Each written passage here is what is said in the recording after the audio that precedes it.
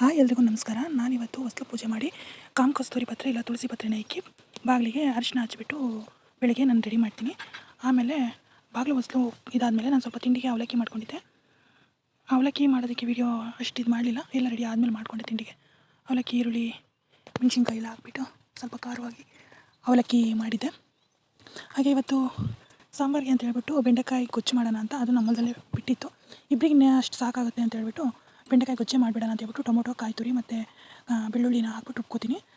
ಸ್ವಲ್ಪ ಅಷ್ಟು ನೈಸಿಗೆ ಏನು ಮಾಡ್ಕೊಳ್ಳಲ್ಲ, ಸ್ವಲ್ಪ ತರಿ ಇರೋ ಹಾಗೆ ರುಬ್ಕೊತೀನಿ.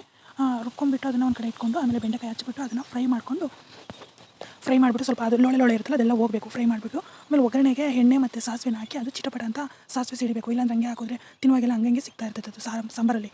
ಅದಕ್ಕೆ ಅದು ಚಿಟ ಅಂತ ಸಿಡಿಯೋ ಹಾಗೆ ಇದು ಮಾಡ್ಕೊಂಡ್ಮೇಲೆ ಬೆಂಡೆಕಾಯಿ ಹಾಕ್ತೀನಿ. ಈ ಕರಿಬೇವು ಮತ್ತು ಸಾಸಿವೆ